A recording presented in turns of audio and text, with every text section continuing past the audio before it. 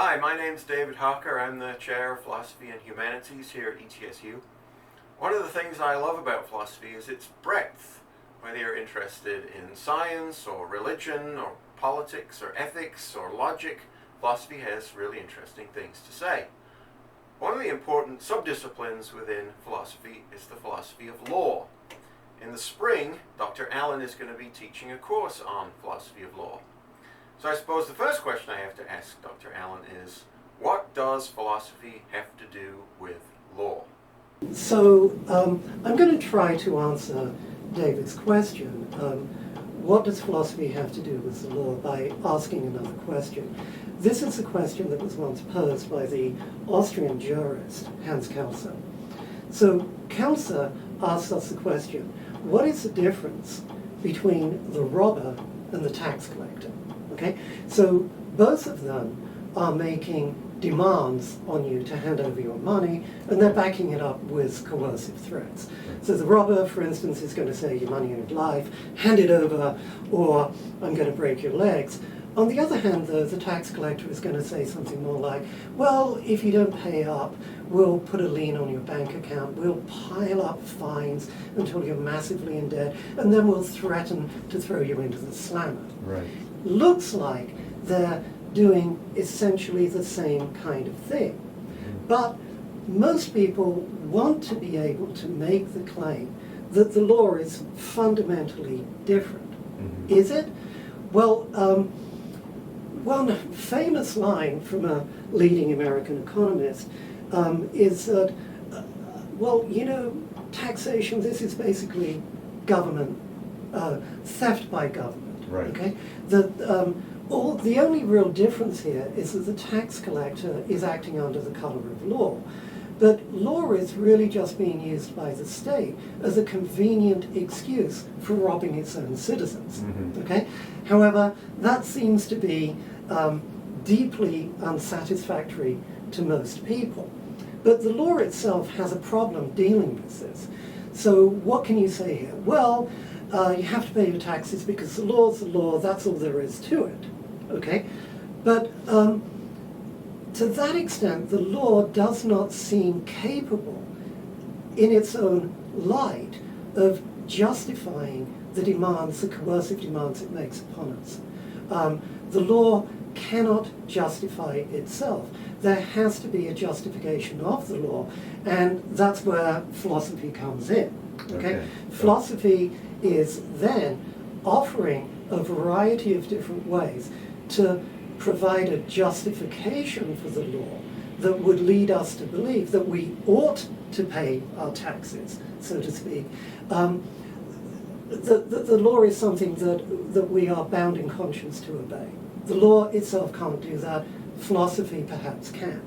So much of the philosophy of law is an attempt to provide that kind of justification, provide us with reasons why we ought to take the law seriously and why we should distinguish between the tax collector and the robber. Okay? So this is certainly not the only question within philosophy of law, but it's perhaps the most fundamental one. Philosophers offer a variety of different ways of answering that question, what is ultimately the justification for the law and why should we in good conscience obey it. So I'm just going to quickly discuss three of the different approaches. There are more than just three, but I'm just going to try to keep it brief for our purposes. So the first one will be natural law. Okay. So what is it that natural lawyers are attempting to do? Well, they will make the claim that we can discern within nature itself basic conditions of human flourishing and the human good. Now, one such condition would be that we can live in a community in which we can go about our ordinary lives without fear of random violence from robbers or muggers. So the robbers and muggers, you might say, are acting contrary to natural law. They are simply seeking their own interest at our expense. There is no common good involved in the activity of the robber or the mugger. On the other hand, you can justify what the tax collector is doing by appeal to natural law standards of flourishing of the good. Okay, so in order to have a community in which people are capable of flourishing as human beings, you have to maintain public institutions. So just take, as the most obvious example right now, public education institutions like ETSU. Right. Okay, these require funding from the state directly, funding of student loans. So collecting taxes to pay for public institutions is a way of ensuring that all citizens have access to resources that would indeed allow them to flourish as human beings and perhaps achieve their good. So the natural lawyer, at any rate, is going to say, yeah, we can distinguish between the robber and the tax collector. The robber cannot justify what he's doing by appeal to standards of human flourishing and the good, but the tax collector can generate a plausible enough argument to that effect. Okay, so that will be one approach. Okay. Okay? Yes. Second approach, this is something that's called legal positivism. Now, the positivists really don't like the natural lawyers. Mm-hmm. The positivists will define their position in well, according to what they will often refer to as the separation thesis. Okay, the law is something that has to be held completely separate from standards of morality, flourishing of the good. These are two quite separate things. You have to understand the law quite independently of morality. Okay, so how do they do this?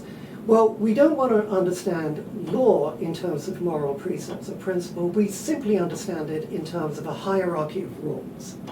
So at the bottom of this hierarchy, we might have things called primary rules. These are essentially just commands, do this, do that.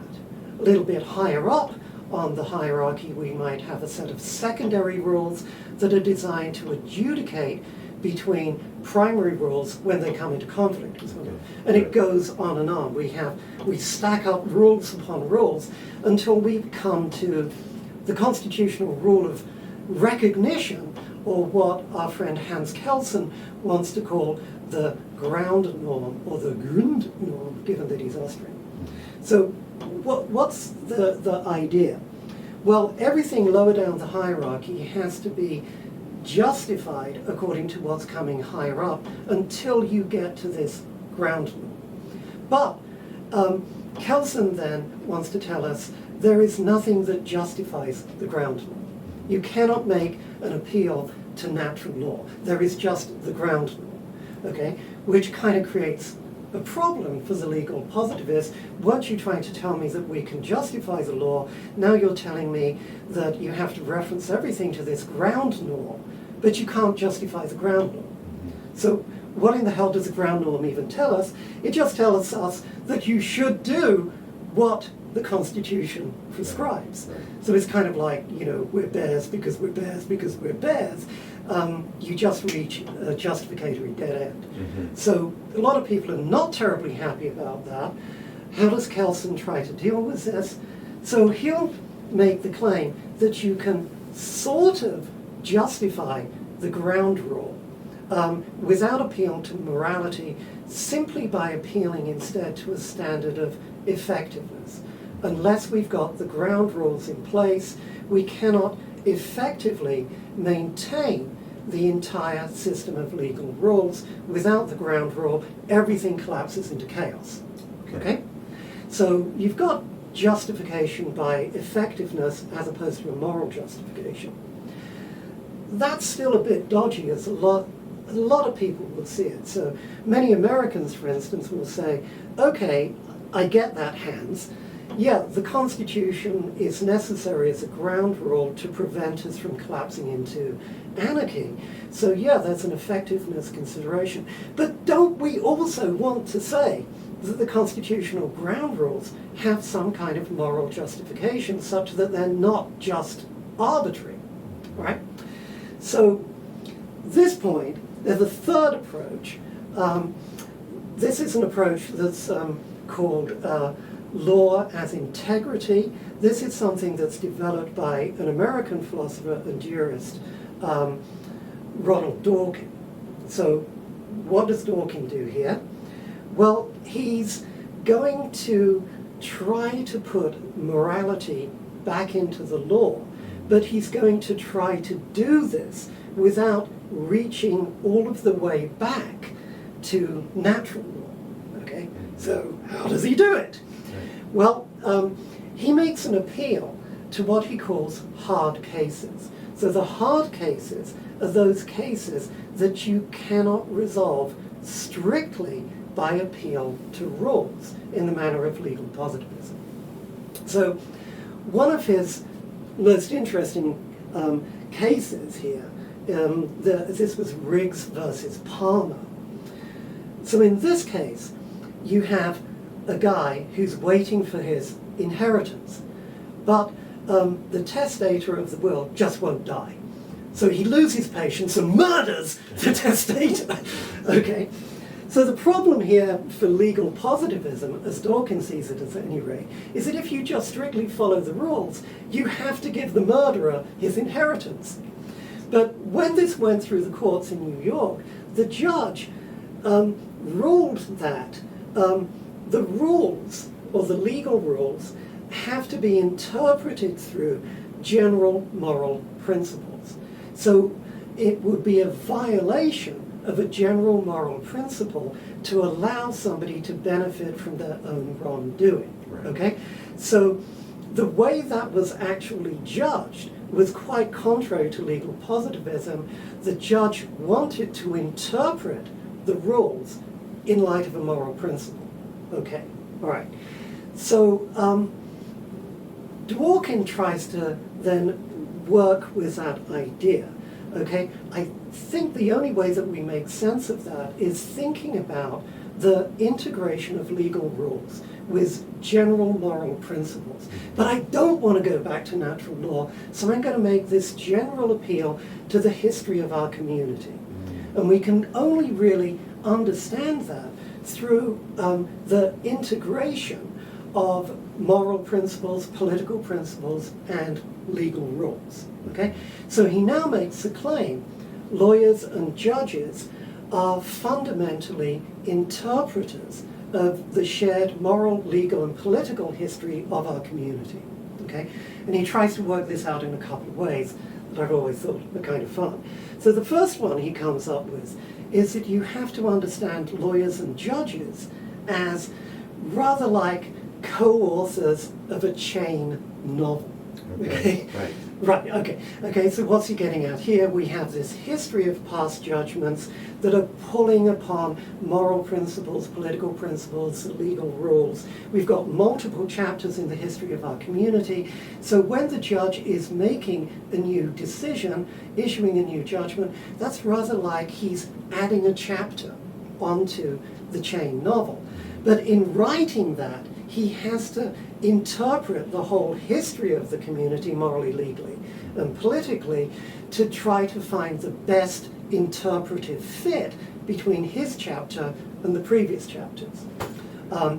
The other way he tries to lay this out is by making the claim that judges and lawyers are, and I quote, working political philosophers. Okay? The lawyer, the judge, is a political philosopher. And what are they doing? Every time they reach a judgment, they are asking themselves, well, is my decision going to form part of the best moral theory available to justify the law? So if I go back to David's original question, what has law or what has philosophy got to do with the law? Well, the law is utterly dependent on philosophy to provide it with a kind of justification that would enable people to see what in the hell is the difference between the robber and the tax collector, enable them to see that there are reasons binding in conscience to actually obey what the law is. Philosophy of law engages a lot of different questions as well. That's probably the biggest one. If you want to know about the other questions, maybe take the class in the spring. Good, great. That was fantastic. Thanks, Mike. That was really, really helpful. Well, I hope you found that interesting and helpful. And if you have other questions about philosophy of law or any of the other courses we teach here in philosophy, then please feel free to reach out. Our contact information is on our website. We look forward to hearing from you, and we look forward to seeing you in our classes.